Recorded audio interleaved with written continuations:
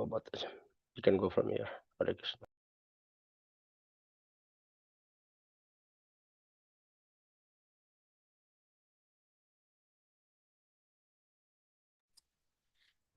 Okay. Thank you, Prabhuji. Hare Krishna. Chapter 2, Sambandha. Chanting in a devotional relationship.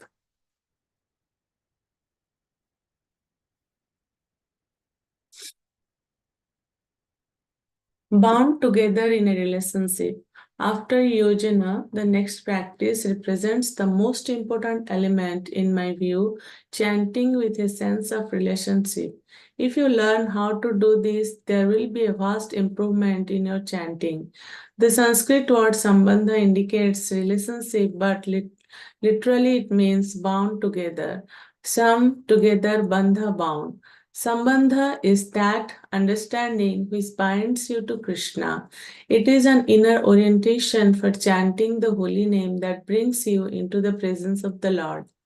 Sambandha begins with a general sense that I am a part of Krishna. Later, when you chant the holy name, free from offenses, your relationship with Krishna becomes clearer. At the last stage, the holy name reveals your unique spiritual identity, including your spiritual body, character traits, and the particular service you have for Radha and Krishna in the spiritual world. Srila Prabhupada writes in this connection, by the practice of devotional service, beginning with hearing and chanting, the impure heart of a conditioned soul is purified, and thus he can understand his eternal relationship with the Supreme Personality of Godhead. That eternal relationship is described by Sri Chaitanya Mahaprabhu, Jiver Sarup Hoy Krishna Nityadas. The living entity is an eternal servitor of the Supreme Personality of Godhead. When one is convinced about this relationship, which is called Sambandha, he then acts accordingly. Sri Chaitanya Charitamrita Adilila 7.142 purport. The greatest problem of material life is that we forget that we have a completely different identity to the one we have temporarily assumed right now. Our true identity is covered as we become bound by Maya's illusions. When the self is lost, all is lost. The purpose of any yoga system, particularly Bhakti Yoga, must therefore be to again connect the disconnected soul to the Lord. In a well-known analogy, this means that the spark returns to the fire where it can sparkle and dance again. Chain around the neck. Srila Prabhupada describes how we are bound by Maya in the material world. It is a fact that every living entity is eternally a servant of Krishna. This is forgotten due to the influence of Maya, which induces one to believe in material happiness. Being illusioned by Maya, one thinks that material happiness is the only desirable object. This material consciousness is like a chain around the neck of the conditioned soul. As long as he is bound to that conception, he cannot get out of Maya's clutches. However, if by Krishna's mercy he gets in touch with a bona fide spiritual master, abides by his order and serves him, engaging other conditioned souls in the Lord's service, he then attains liberation and Lord Sri Krishna's shelter. Sri Chaitanya Charitamrita Madhya Lila 22.25 purport. We conditioned souls can be released from Maya's tight bond around our necks only by the mercy of Guru and Krishna. Only when that chain is broken are we free to enter a loving sambandha with Krishna. Here is an anecdote that expresses this beautifully. There was once a circus in India that burned to the ground. All the animals escaped with the exception of one elephant. The tigers broke free, the monkeys scurried away. Every animal managed to find freedom in spite of being behind prison bars. All except for this one robust elephant. Much to everyone's surprise, it was discovered later that the elephant was tied to a pole with nothing more than a thin, flimsy rope. That elephant was stronger than all the other animals. His obstacle to freedom, a flimsy rope, how could it be? A deeper study brought to light that when this elephant was young, it had been captured from the jungle and tied with an iron chain to a tree. For 1 week, the calf tried to escape. It pulled on the chain until its leg was covered with blood and pus. The wound got infected and flies feasted. The young elephant continued trying frantically to break the chain but finally surrendered to its fate and stopped pulling. From that time onward, his guards removed the chain and replaced it with flimsy rope. The elephant never tried to escape. They then sold him to the circus. What was going on? This elephant always remembered how it was bound when it was young and could not escape. The iron chain still existed in its mind even after being physically removed. For the elephant, the chain forever bonded him to the sentiment, I cannot change my fate. Each of us is also bound by an iron chain in our minds.